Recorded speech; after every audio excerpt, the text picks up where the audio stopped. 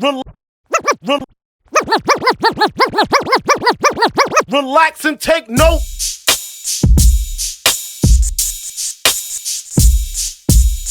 CLBMG. Relax and take note. CLBMG.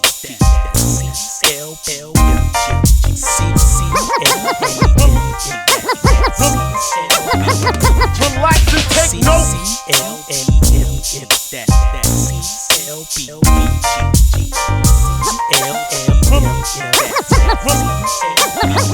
Relax and take note.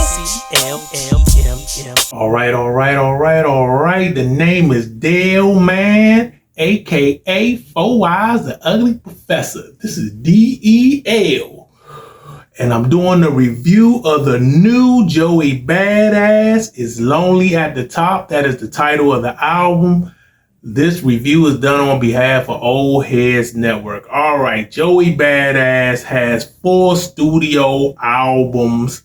I've never heard his first album, but I do have, and I've heard the last 3 albums he's put out, including this new one that I'm going to review. I think America's Badass was dropped in 2017 was a little better than the album 2000 that dropped in 2022. I know I'm probably in the minority with that, but I thought America's Badass was just a little better. But both of them are very solid albums. He's a very solid artist. You know, he's doing acting and all that good shit. And I happen to see that Lonely at the Top is not doing well as far as sales and lack of chart position and all that good stuff. Or should I say all that bad stuff, considering how you think about those type of things. And I'm not one for caring about sales, record sales. Some of my favorite albums from the 90s didn't even go gold. I never really paid attention to record sales. I always want the artists that I like and I appreciate and I feel have talent and can actually rap their ass off. I always want their albums to do well if the album is good, but I never pay attention to any kind of record sales or how many streams or how popular or how famous they are. It's all about the album quality to me.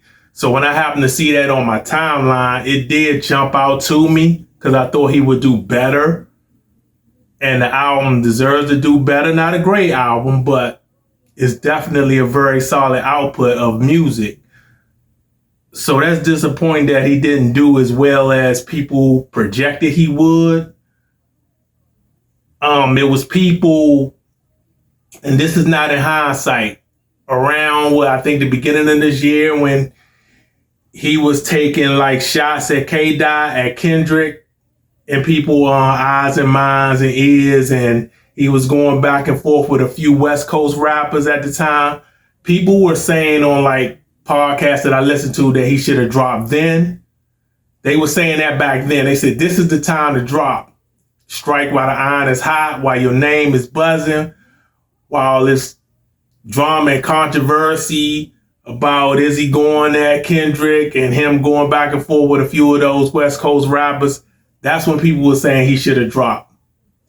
And they were saying it back then, like on a podcast like Rap Roundtable and I believe Hip Hop Talks, if I'm not mistaken. Those folks were saying this is the time to drop, but maybe the album wasn't finished. You don't want to rush a product just to put it out because your name is buzzing if it's not actually ready to be put out. But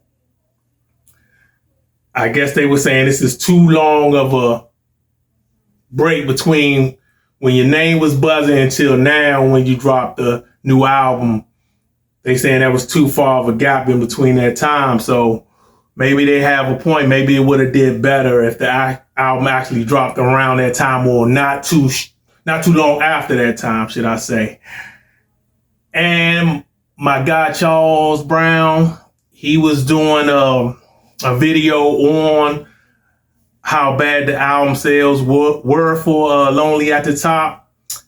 And some guy he was playing was saying how bad the album cover was, and that might have contributed to how bad the sales were, and that it is a bad album cover. I usually don't talk about people albums cover for some reason or another, because I feel like in this era of streaming, the far we get away from when we were buying our music on physical media, you know, CDs, cassettes, and vinyl and that such, when they were the dominant pieces of music we would listen to, opposed to the streaming. I feel like we getting our share of bad covers. We've had our share of bad art covers in the last 10 years to 15 years maybe.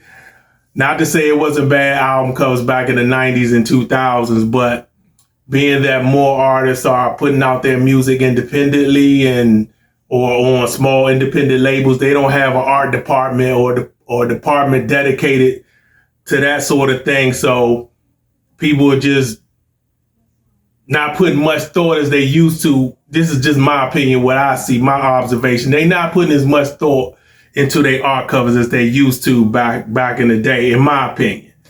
So that's why I rarely talk about how bad some of these covers are for their art, because it's like in the streaming era, it's less attention to that. And this was an example of a very, very bad album cover. I already had it in my head that it wasn't going to mention it, but when I saw Charles Brown video clip and he was showing how some other guy who does videos was saying how bad the album cover was, it just highlighted that shit for me. But I went off, a little tantrum there, but I'm going to get into some of the songs. I'm going to get into all the songs. I'm probably going to talk about a little bit about all the songs on this joint. I think it's like 10 or 11 tracks. The first joint is called Dark Aura. Nice way to start the project off. One long verse joint. I really dig it. Then I think you got another joint called Swank White featuring Westside Gun. It's just okay to me due to the lack of drums. The sample is cool, but it's going to have to grow on me due to the lack of drums. Then I think you got Super Flea. I think that's the name of the song. Didn't like it. Sounds very out of place. Feels like it was him reaching for something, and I don't know what. It just didn't feel like it belonged on the album. I didn't care for it. Then you got High Roller. Not feeling that song as well. Then you got another song after that called Ready to Love featuring Ty Dolla $ign. Didn't care for it, but even though I don't really like it, it sounds like a song that should be played on the radio. It sounds like a song that could get him love in those commercial areas.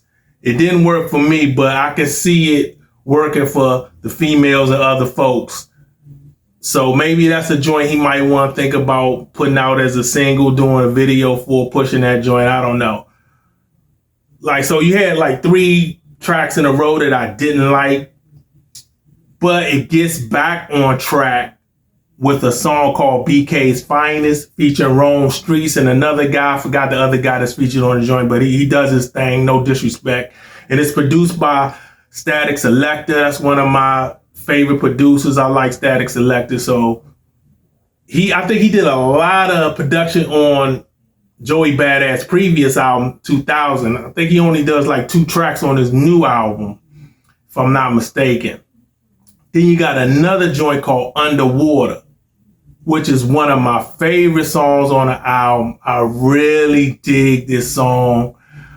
My folks, Charles Brown, he calls it pain music. I think that's a good label for this type of song. I like that label. I really dig it. Then you got another joint called 3 Feet Away. Really dig it. Joey Badass is singing predominantly on this whole song, which was a surprise. He's singing on this joint, and I like it. I really like it. It's a spiritual, introspective type joint. I really dig it. If you would have told me he was going to be singing the whole joint on this, I'd have went there kind of like a little apprehensive if I'm going to like the joint. But yeah, I like it. I dig it. He did his thing. And then you got Speeding Through the Rain, more pain music that I'm feeling. I really like this joint. This is one of those tracks you can zone out to. Then you got another track called Steel, which he has a video for. This is featuring Ab-Soul and Rhapsody. Rhapsody is just on the hook, I believe. Produced by Static Selector.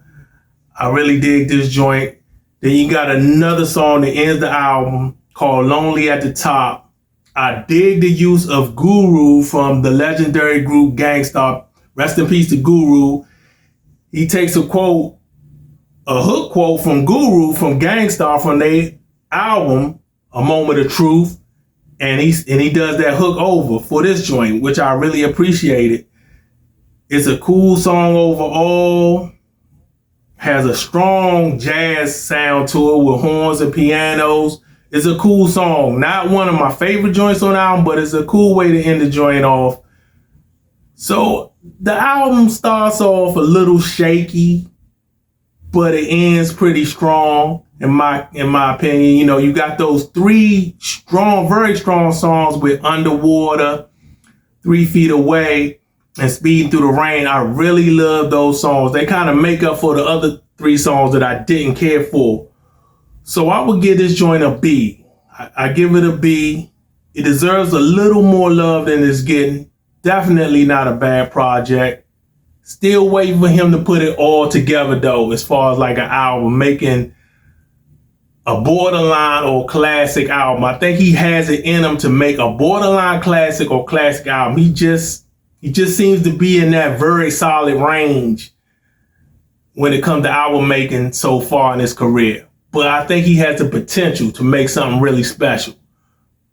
So there you have it. I'm done. I'm finished. I'm out of here. Subscribe, like, and all that good shit. Relax and take note.